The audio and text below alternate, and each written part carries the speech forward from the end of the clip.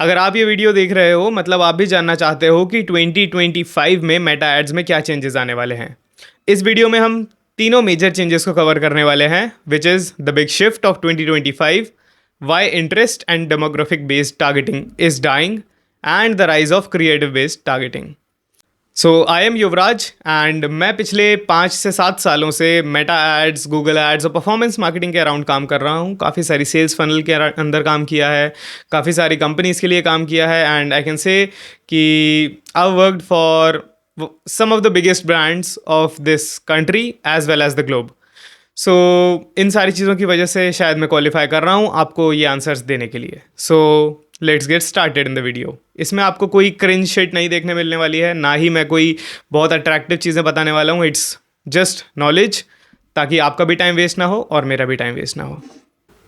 तो अब बात करते हैं द बिग शिफ्ट ऑफ 2025 की। मेटा का जो एआई है वो ट्रेडिशनल ऑडियंसेस को ओवरराइड करना स्टार्ट कर चुका है and there is a big change due to that only.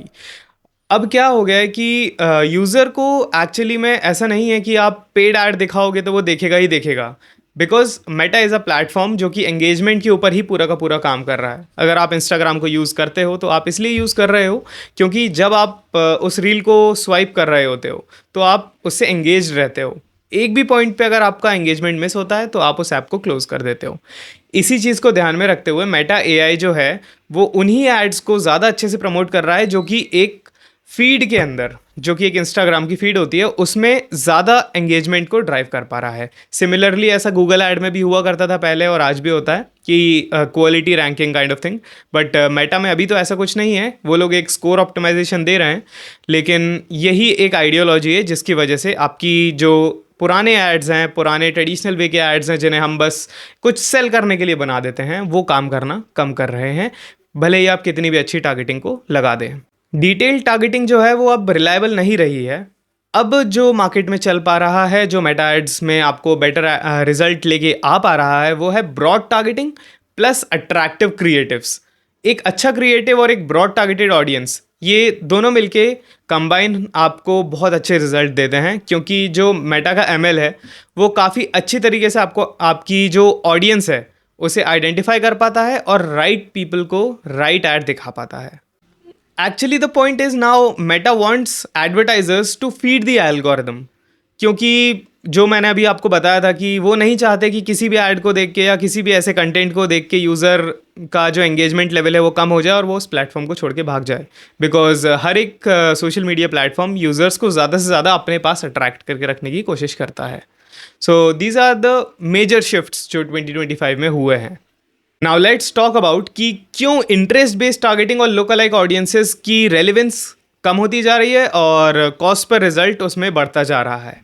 The major reason is privacy restrictions, क्योंकि जब हम डिटेल टारगेटिंग करते हैं तो हम यूज़र के पर्सनल डेटा के ऊपर फीड कर रहे होते हैं, और इसी वजह से आपने काफ़ी सारे इंटरव्यूज़ वीडियोज़ में देखा होगा कि मार्क ज़करबर्ग जो है उन्हें कोर्ट रूम में बुलाया गया एंड फेसबुक एंड मेटावर एक्चुअली उन पे एलिगेशंस लगाए गए कि वो प्राइवेसी को ब्रीच कर रहे हैं। So this can be one of the reason जिस वजह से अब डिटेल टारगेटिंग को धीरे धीरे हटाया जा रहा है, बिकॉज वो एक्चुअली एक चीज़ है जिससे यूज़र की एक पर्सनल बिहेवियर, जो कि मतलब कोई व्यक्ति लाइफ में कुछ पसंद करता है, कुछ नहीं पसंद करता है, बहुत सारी उसकी प्रेफरेंसेस होती हैं, बहुत सारे लाइफ इवेंट होते हैं, उनके थ्रू हम टारगेट कर रहे थे, जिस वजह से लोगों की प्राइवेसी ब्रीच हो रही थी। तो इस वजह से ये कम किया जा रहा है धीरे धीरे।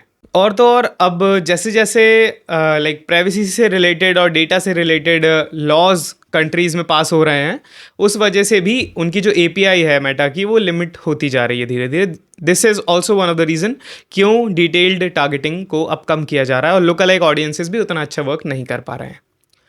अब अगर दूसरे पर्सपेक्टिव को और देखा जाए कि क्यों ये चीज़ें कम हो रही हैं, सो जब से iOS 14 आया था तब से डेटा को फ़ोन में से लेना बहुत ज़्यादा मुश्किल होता जा रहा था।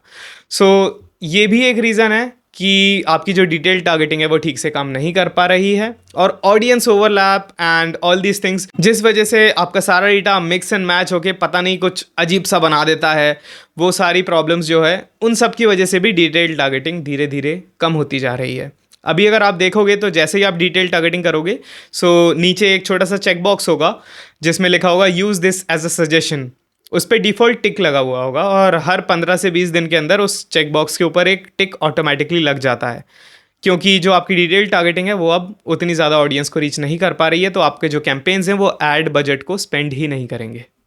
और जो एक और रीज़न है वो ये है कि मेटा अब मशीन लर्निंग के ऊपर और क्रिएटिव सिग्नल्स इज समथिंग कि जैसे मेरा क्रिएटिव है किसी एक एक्स ग्रुप ऑफ ऑडियंस के लिए, तो वही लोग उससे रिलेट कर पा रहे हैं। So this is a creative signal. So Meta का जो भी पूरा ये एडवर्टाइजिंग हमारा प्लेटफॉर्म है, ये सारा का सारा मशीन लर्निंग और क्रिएटिव सिग्नल्स के ऊपर डिपेंड होना स्टार्ट हो गया है, जिस वजह से अब डिटेल टारगेटिंग की थोड़ी जगह कम होती जा रही है और इसकी रेलिवेंस भी धीरे धीरे कम होती जा रही है।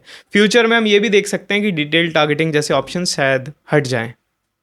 And now the third point, rise of creative based targeting, जिसके लिए आप सब लोग वेट कर रहे थे पहले से। तो क्रिएटिव बेस्ड टारगेटिंग क्या होती है? एक्चुअली क्रिएटिव टारगेटिंग वो होती है कि आपका जो क्रिएटिव है वो एक राइट सेट ऑफ ऑडियंस को पुल कर रहा होता है। लेट्स से हमारा जो क्रिएटिव है वो बोलता है हे रेस्टोरेंट ओनर्स, सो इस क्रिएटिव को वही लोग देखेंगे जो एक रेस्टोरेंट को ओन करते हैं। सो this is something which is called a creative signal.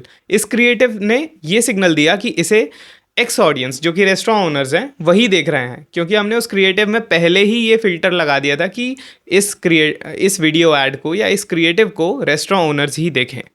So this is actually creative based targeting.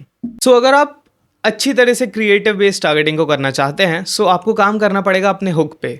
Use the right hook for your audience. थोड़ा सा अपनी ऑडियंस को स्टडी करिए कि वो क्या सुनना चाहते हैं, क्या देखना चाहते हैं, and give them what they want to have. Short form attention grabbing visuals को यूज़ करिए ताकि आप एंगेजमेंट रेट्स को बढ़ा पाएँ। The more audience will engage with your ads, the lesser the cost you will pay, क्योंकि platform को यही चाहिए कि उनके जो यूज़र्स हैं वो एंगेज रहें। अगर आप ये चीज़ करते हैं तो आप देखेंगे कि आपका जो CPM है, माने कॉस्ट पर 1000 इम्प्रेशंस, वो ग्रेजुअली नीचे जा रहा है और आपके रिजल्ट जो हैं वो बढ़ते जा रहे हैं। एक बकवास सा क्रिएटिव और एक बहुत अच्छा क्रिएटिव, ये आपके रोएस पे बहुत ज़्यादा इम्पैक्ट लेके आ सकते हैं अब। सो जैसे कि ये एक नॉर्मल सा क्रिएटिव है, and now this is a good creative.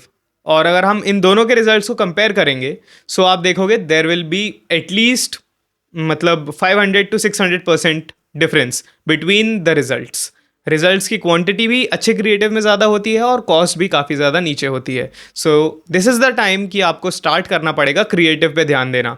अब ऐसा नहीं है भाई कि कुछ भी चला देंगे, कोई भी ऐड बना देंगे और अच्छे रिजल्ट आ जाएंगे। कंपटीशन बहुत पीक पे है, एंड एंगेजमेंट और क्रिएटिव बेस्ड टारगेटिंग और मेटा के जो अपडेट्स हैं वो तो अलग बात है पूरी की पूरी। और मैंने जो इतनी ये सारी बात बोली है, इसकी सारी की रेफरेंस आई है मेटा के ऑफिशियल एक डॉक्यूमेंट के थ्रू।